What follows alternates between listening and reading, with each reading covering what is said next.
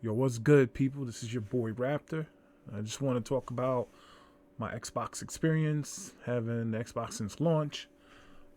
So far, it has worked flawless. I haven't had any bugs or problems. However, there are a few things I want to talk about. Games. I mean, there's no next gen games, or not even what they did on Sony, where they took last gen and kind of upped it for next gen with the Spider Man and the the Demon Souls game. While Xbox could have done that with Forza Horizon 4, I don't think there is any ray tracing in it, which would have been nice to see ray tracing, even though it probably perform like dog shit.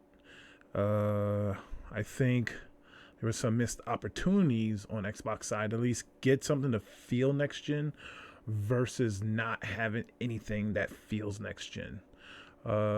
Every system upgrade that they've had so far for the next generation, they've always redone the UI, whether it's better or worse.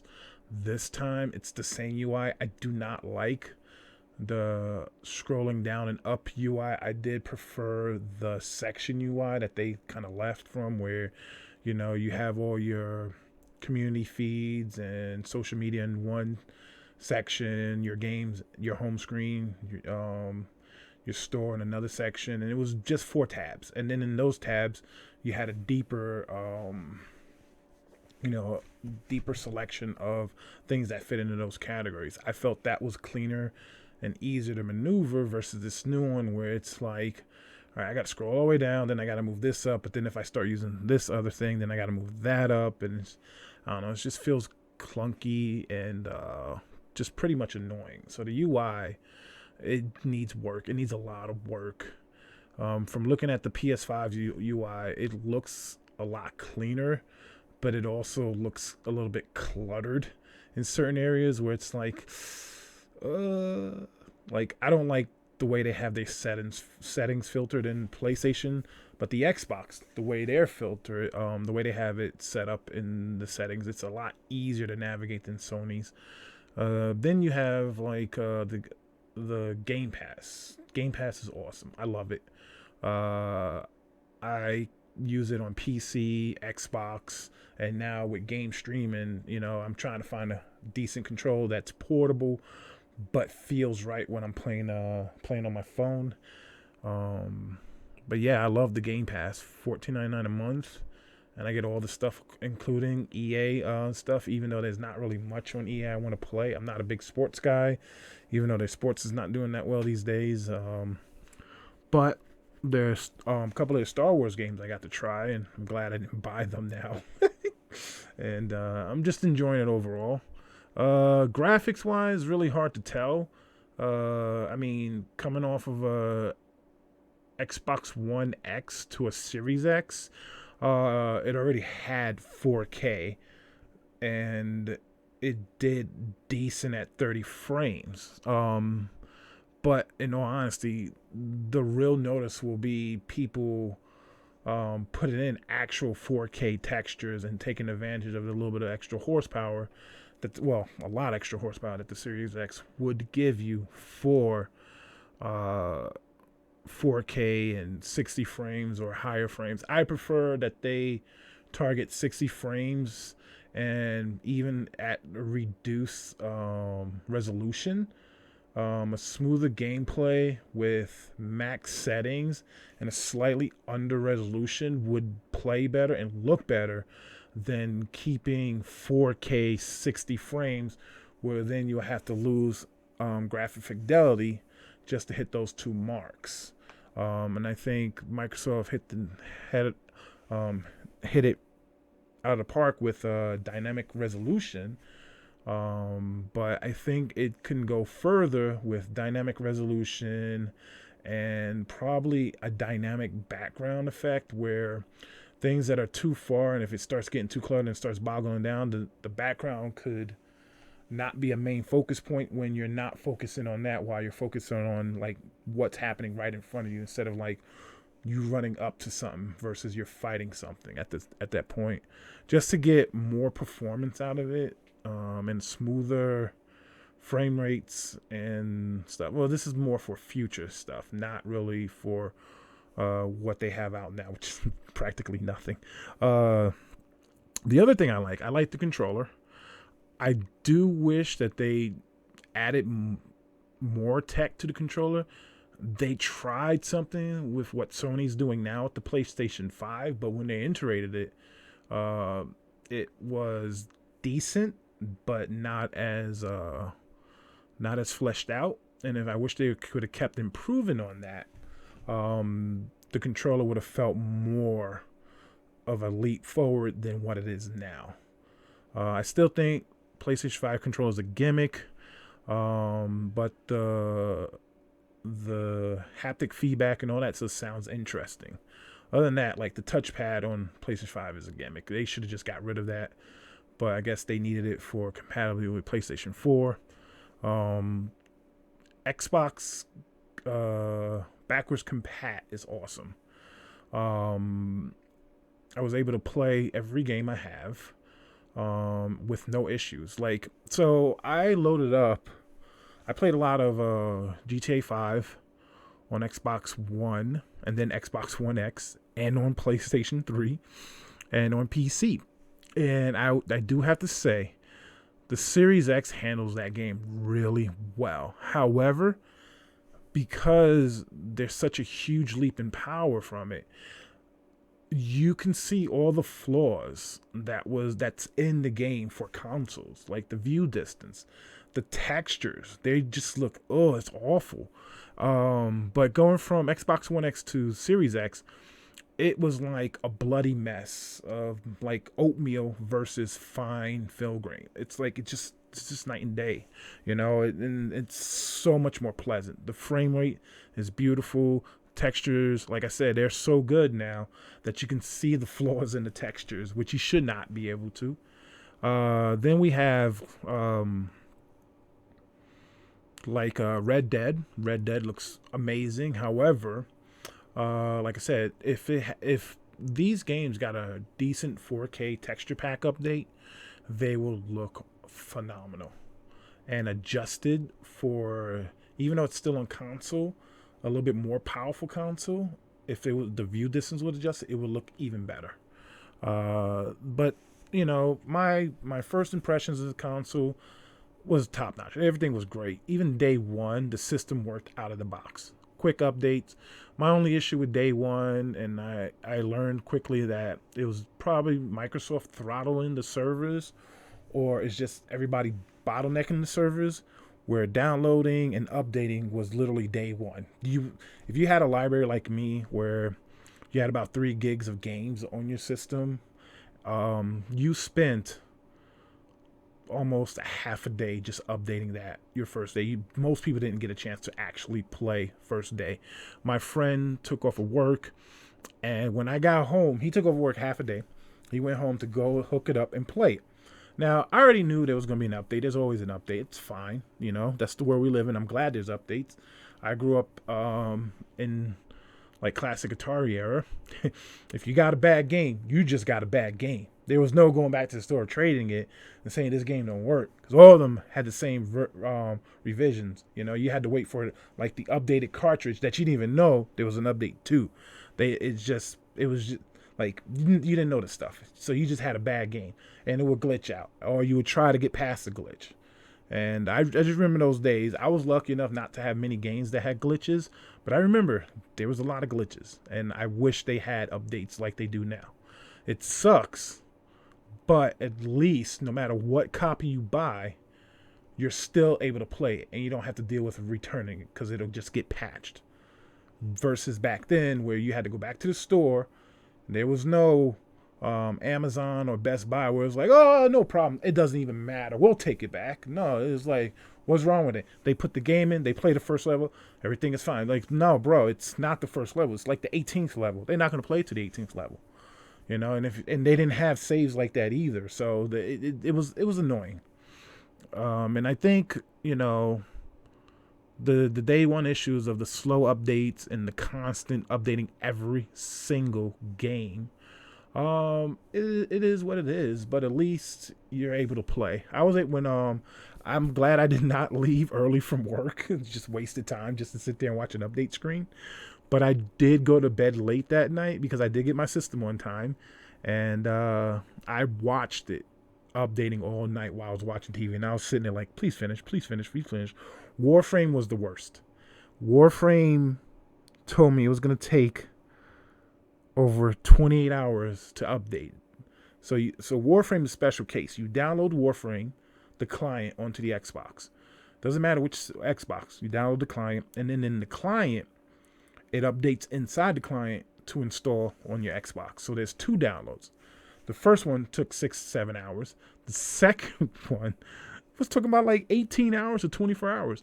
Mind, I have a gigabit internet connection.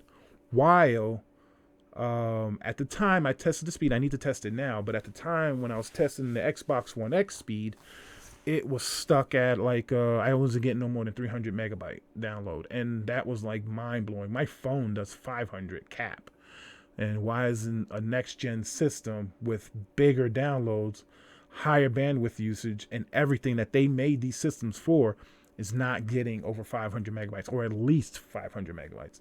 Like, I get not everybody has a gig internet, but if a phone from a couple of years ago is doing it, systems should be able to do it. But once everything updated and I started playing the game, the updates are still a little slow the next few days, and Warframe just wouldn't download. So I ended up deleting Warframe and reinstalling on the internal SSD. Now, mind you, all my updates, except for a few games like Grand Theft Auto, Red Dead, I put on the internal SSD because those games take forever to load, and I wanted the best performance. But I ended up putting Warframe on there and moving all my games on there, and well, at least all the games that I'm going to play, just to see the speed of the SSD versus the speed of a 3.0 USB drive. And I gotta say, when it started downloading, this is about a week later, when it started downloading Warframe, it was fast. It was beautiful.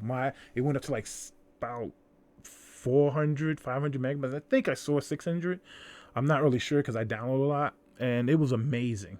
And it installed within 30 minutes, and that was both the client and the data. And this is a raw install, not just an update. And I was in Warframe much faster than I have ever been, and Warframe played better. But it was apparent that they have not upgraded the engine in Warframe on Xbox, and I suspect because they may have a contract with Sony, because Sony's is updated and Sony's is running, and the PC one is updated and the PC one is running. We're not going to talk about the Switch because there's power limitations on that. I don't even know if they're going to do an enhanced version on Switch. I don't really care. I don't deal with Switch. I think the system is overpriced for what it is. And the fact that it's never on a real proper sale is why I don't have it. I buy things when they're on sale unless I really feel a product is worth it, like the Series X and the PlayStation 5.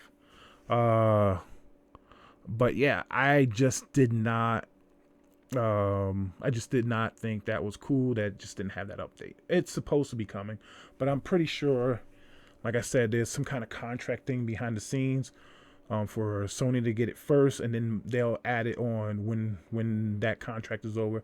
They might have gotten paid for it or some kind of discount or something. It's fine. Developers, to cut costs and to save money that they can pass down to the consumer is always a good thing. This is only speculation, not actual factual stuff. But yeah, but my experience overall so far is fucking great. I love it. My suggestions, should you upgrade now to an Xbox Series X? It depends. I upgrade because I like top performance and I like, just performance. I don't want to sacrifice fidelity for high frame rates or high frame rates for fidelity, etc., etc. I want the total package, and everyone should strive for that. I'm not a pro player where I need 1,000 frames to get that kill. I'm a player that when I play video games, I want to look how amazing they are while playing at a smooth thing. And I aim for nothing less than 4K 60 frames.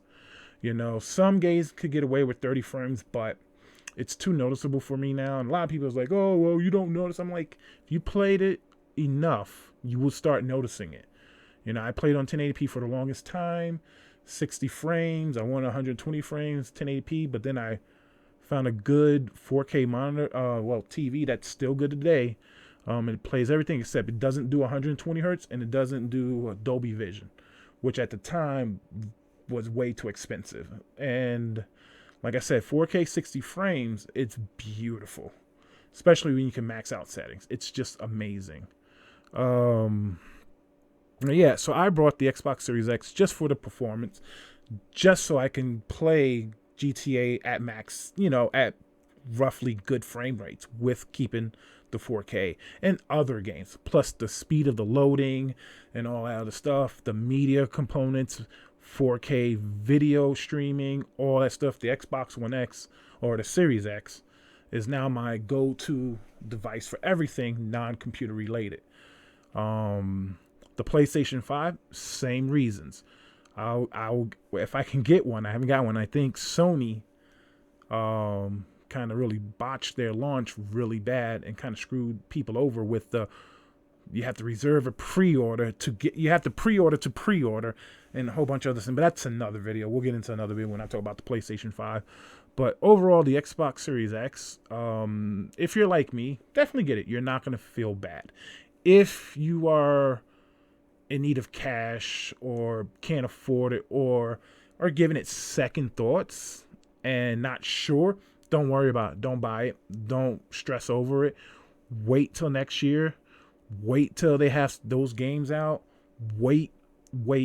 It's not needed now. It's not going to give you some drastic experience that you're like, oh my God, jaw dropping. PlayStation was smart.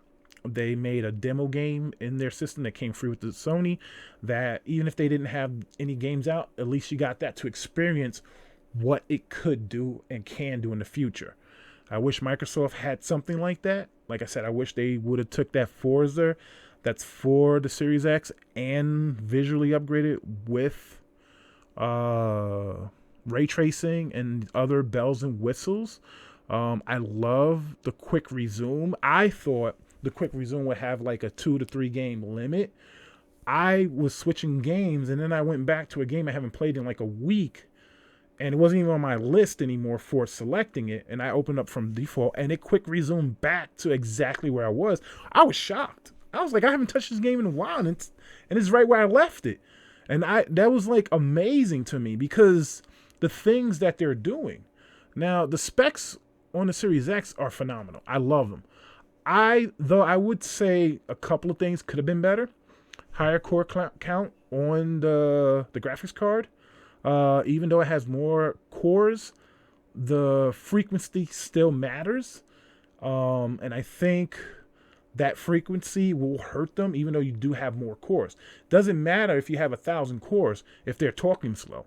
You need to be able to keep up with the speed so there's no bottlenecking. You're only as fast as your fastest part or your slowest part.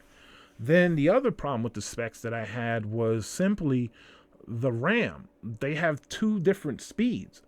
So you have 10 gigabytes of a faster speed and 6 gigabytes of a slower speed. I would have preferred a consistent speed because like I said, you're only as fast as your slowest parts. And once your 10 gigs are filled up, and you got those other 6 gigs, now the information is going slower. And I understand why they did it, because certain things aren't as needed. But if they're all the same speed, it's easier to be consistent instead of having to manage what goes where. You just say 16 gigs, let it just all go through at a higher overall speed than a high speed and then a low speed, And it's just things like that are like, why did you do that? Other than that, it looks solid. The specs are solid.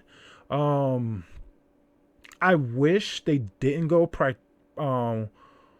with their own expansion bay, but I understand why they did it because it's simple to upgrade versus a Sony system where the average person won't take the hood off to unscrew it and then put SSD and may not even understand PCI Express for this certain spec of speed and this many gigabytes and this and all. It gets complicated, and it's complicated. And it's not like the old system with Sony where PlayStation 4 Pro where you can just grab an SSD and shove it in there. No, now you need a specific SSD. So I think Microsoft got that right. I just hope the proprietary isn't as expensive going down the line as the stuff gets cheaper. I hope it gets cheaper for that. If not, I'm hoping there will be third-party versions, and I'm pretty sure there will be. And I'll probably upgrade to a third-party version, or I may not upgrade. I got a gigabit internet. I can just delete and download again, so it doesn't matter to me. But other than that, if you can, hold off and wait.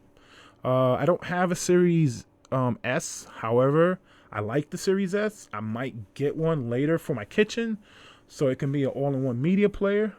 And, that's it for now. If you have any comments or questions, leave I don't know, just say it in the comments, I guess. And like, subscribe, or dislike, I don't care. Just subscribe and support the team. We have a Discord, and we'll be providing links in the description to everything. Follow us on social media and streams. Yeah. Anyway, yeah, we'll be having more content coming out regularly and stuff like that. So please bear with us while I had restructure everything, and I think it'll be better overall. All right, thank you. Bye.